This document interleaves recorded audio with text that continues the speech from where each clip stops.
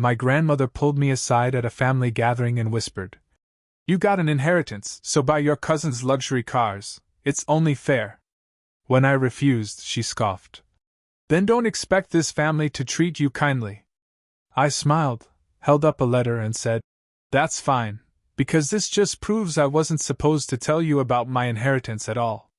It was a hot July afternoon in Atlanta, Georgia. The family reunion was in full swing, with the smell of barbecue in the air and kids running around the backyard. I was standing near the buffet table, debating whether to get another helping of Aunt Clara's peach cobbler, when I felt a tap on my shoulder. "Come with me, dear," my grandmother whispered, motioning towards the house. I followed her into the living room, away from the noise and laughter outside. She sat down on the couch and patted the seat next to her. I sat, curious about what she wanted to discuss. "You got an inheritance," she said, her voice low. "So buy your cousin's luxury cars. It's only fair." I blinked, taken aback. "Excuse me?" She looked at me, her expression stern. "Your grandfather left you a substantial sum. Your cousins have been struggling, and it's only right that you share. Buy them each a luxury car." I felt a surge of disbelief. "Grandma, I don't think that's appropriate. The inheritance was left to me." Her eyes narrowed.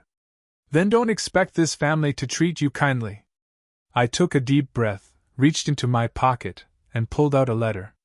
Holding it up, I said, "That's fine, because this just proves I wasn't supposed to tell you about my inheritance at all."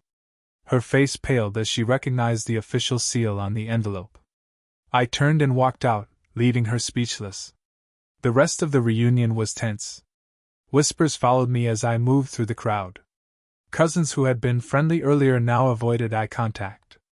Aunt Clara's peach cobbler no longer seemed appetizing.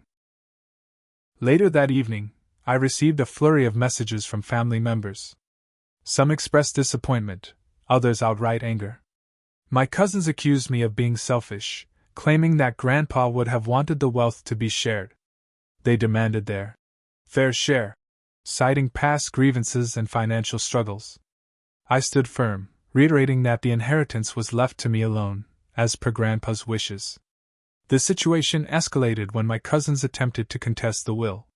They hired a lawyer, alleging that Grandpa was not of sound mind when he drafted the document. I was forced to defend the will in court, providing evidence of Grandpa's mental acuity and the legitimacy of the documents. The legal battle was draining, both emotionally and financially. After months of proceedings, the court upheld the will, affirming my sole inheritance. The court's decision further strained family relations. I became the black sheep, ostracized by relatives who once smiled at me during family dinners. Despite the isolation, I focused on honoring Grandpa's legacy. I revamped the auto repair shop, implementing modern technologies and expanding services. The business thrived, and I established a scholarship fund for aspiring mechanics from underprivileged backgrounds. I also invested in community projects, supporting local schools and youth programs. Grandpa's inheritance became a catalyst for positive change, impacting lives beyond our family. Years passed, and slowly, some family members began to reach out. They saw the good that came from the inheritance, and acknowledged that Grandpa's decision had merit. Apologies were exchanged, and while wounds didn't heal overnight, bridges began to mend. Family gatherings resumed, albeit with a new understanding and respect for boundaries. Looking back, I realized that money can reveal true character. The inheritance tested our family's bonds, exposing greed and entitlement but also resilience and integrity. Grandpa's trust in me was a profound honor, and I strive every day to live up to his expectations. His legacy lives on, not just through the business, but through the lives touched by the opportunities it created. In the end, the inheritance was more than just money. It was a testament to love, trust, and the belief that one person can make a difference. And for that, I am eternally grateful. A month after things started to calm down, I got a call from Grandpa's lawyer. It was around 8 p.m. I was closing up the shop when my phone buzzed. He didn't sound like himself. His voice was rushed and low. "There's something I need to show you." Can you come by the office tomorrow morning? It's about your grandfather's estate. Something new came up. That made no sense. Everything had been settled in court. We already won. But something in his tone told me it was serious. When I showed up the next morning, he was already at the door, waiting. He didn't waste time. As soon as we sat down, he handed me a manila envelope. This was delivered late, he said. No return address. Just your name and my office on the front. I thought it was junk. But it's not. Inside was a USB drive and a single sheet of paper. On the paper was a note in my grandfather's handwriting. I recognized it instantly. Marcus, if this ever gets to you, it means something went wrong. There's more to the inheritance than I could leave in plain sight. Be careful who you trust. Especially blood. My stomach dropped. The USB held videos. Hidden camera footage. Dates from 3 years ago, 2 years ago, even some from months before Grandpa passed. He had installed cameras in his office, his garage, and even in the living room at home. In one clip, I saw my uncle, my mom's younger brother, sitting in Grandpa's office, talking on the phone. He's old. He won't even notice if a few signatures change. If we push him a little, he'll just sign anything. In another video, I saw my cousin Darren going through Grandpa's desk drawers, taking photos of legal documents with his phone. He even said, I don't care what that old man wants. Marcus doesn't deserve all this. They had been planning to rewrite Grandpa's will. Forge documents. Push him into giving them control. But something stopped them. Maybe Grandpa figured it out. Maybe he caught them in time and locked everything down. But they still tried to fight it in court. Like they were entitled to anything. I sat there in the lawyer's office, shaking. My mouth was dry. This wasn't just about money anymore. They tried to take advantage of a dying man. My grandfather. I asked the lawyer what to do. He said it was up to me. The videos were real, clear as day. Enough to press charges if I wanted. Or at least enough to confront them. That night I didn't sleep.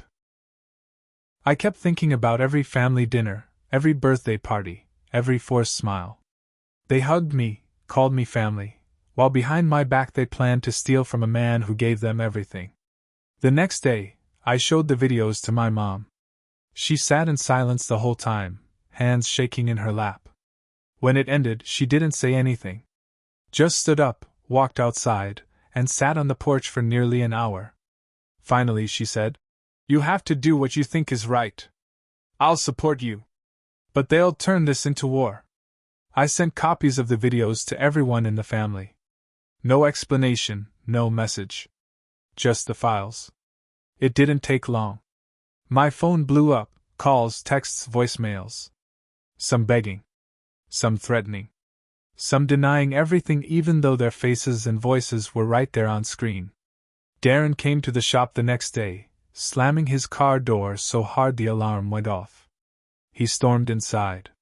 You think you're smart? Sending that out? You just ruined this family. I didn't say anything. I just stared at him. He laughed, nasty, bitter. Fine. You want war? You got it. A week later, the shop's front windows were smashed. Paint thrown across the garage doors. Thief. Sprayed in red across the sign.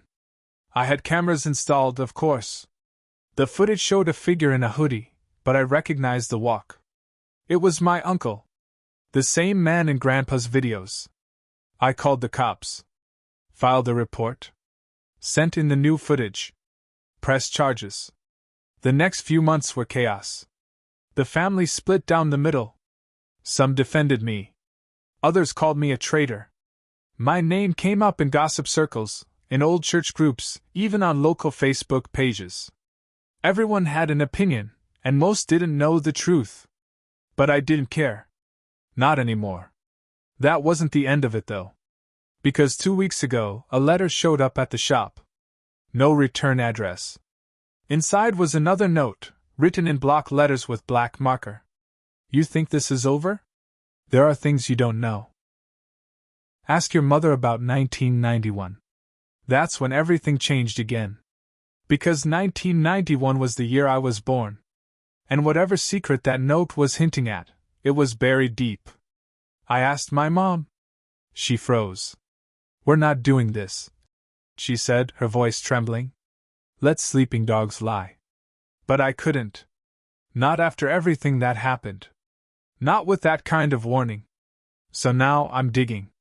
And I'm ready to find out what my family's been hiding for more than 30 years. No matter what it is. I didn't let it go. I went back to that note a dozen times, staring at the words like they'd suddenly make sense if I looked hard enough. Ask your mother about 1991. It sounded like a threat, but also a clue. So I pressed her again. This time, I didn't ask gently. I put the note in front of her and said, I'm not leaving until you tell me what this means. She didn't speak right away. Just sat at the kitchen table, looking down at her hands. Then she said, almost in a whisper, It's not what you think. But it's something your grandfather never wanted to come out. What happened? She looked up at me, and her eyes were full of something I'd never seen before, fear. You're not your father's son. My whole body went cold.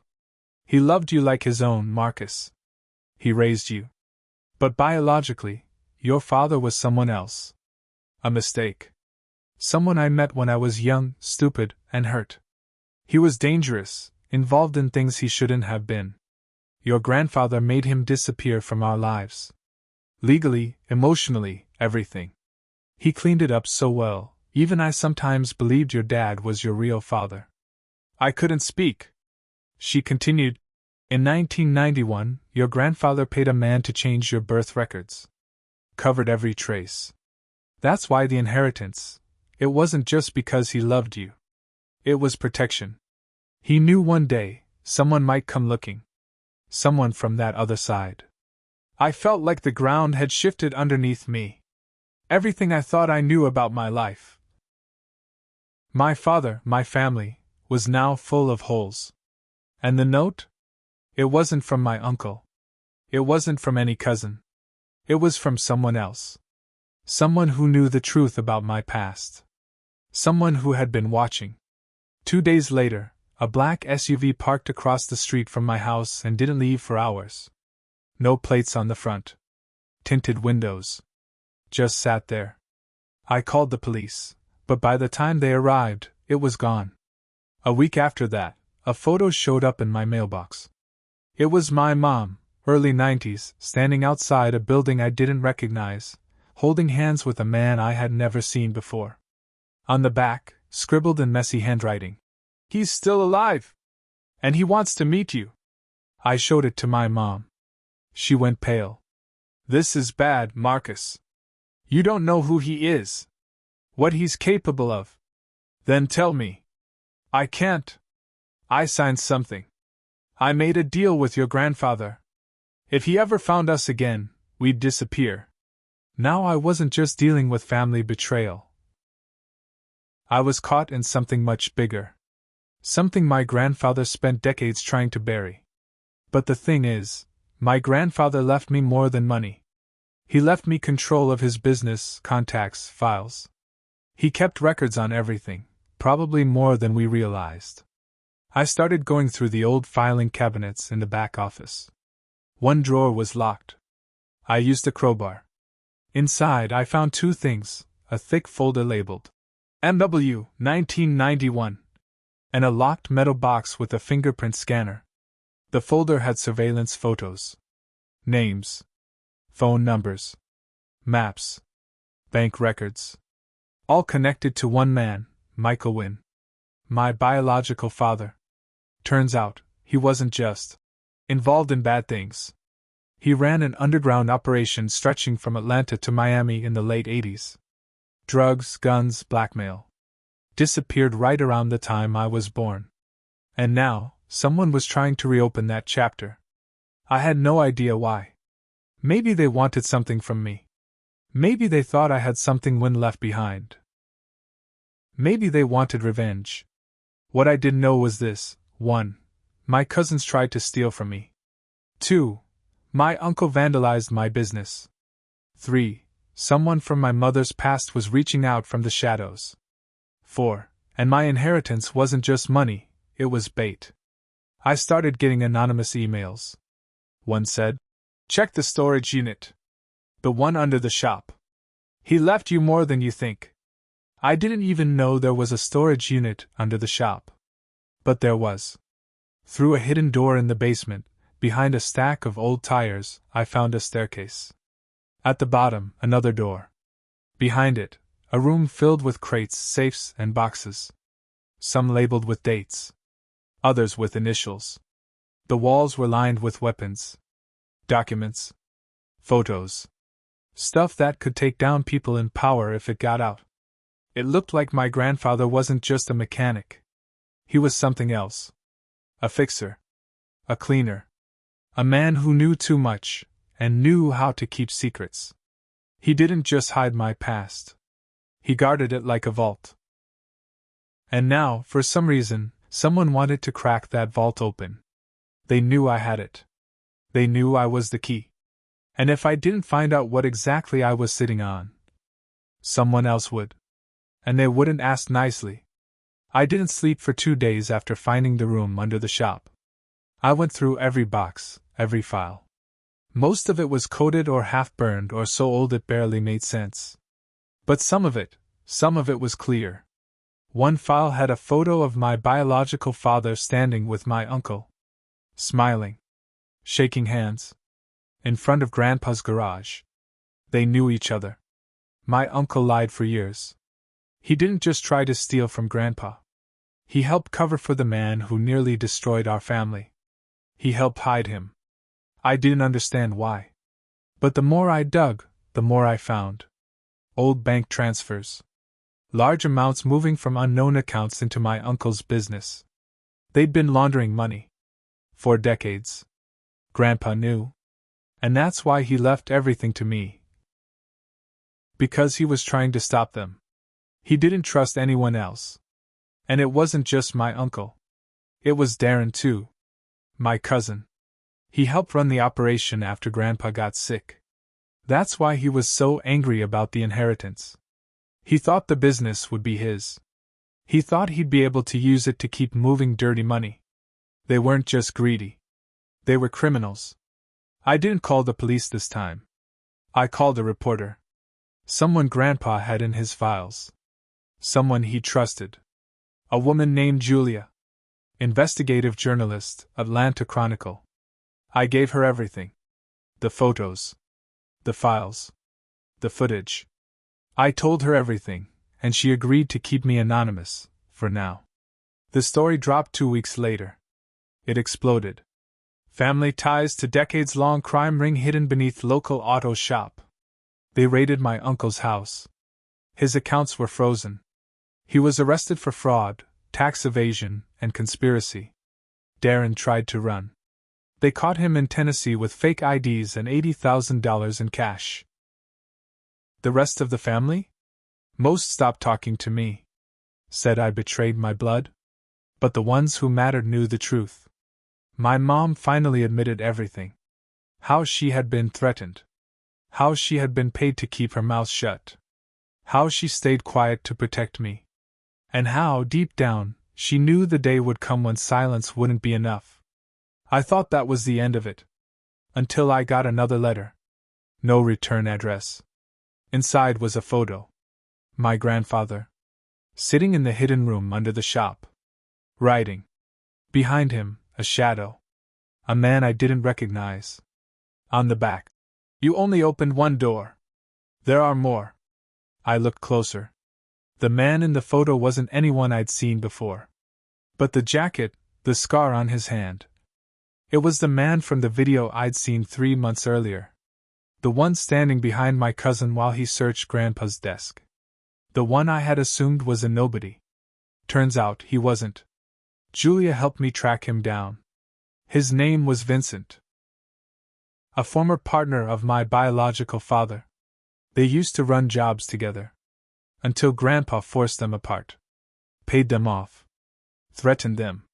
Whatever it took. Vincent had come back. Quietly. And he had been watching me. I followed the lead. Found his address. Broke into his shed when he wasn't home. Inside was a wall of photos. Of me. Of my mother. Of the shop. Some going back years. And one letter, pinned dead center, written in sharp block letters like before. You finished what your grandfather started. Good. But don't think you're clean. There were documents. Ones Grandpa must have never seen. Turns out, he didn't erase everything from the past. He kept one secret. Buried so deep no one found it until now. A file. With my name. And another name. Sarah. My half-sister. Born 1992. Raised in foster care. Never adopted. Grandpa knew. He didn't tell my mom. Didn't tell me. He tried to take her in but failed. She disappeared from the system at age 17. The file ended with one note.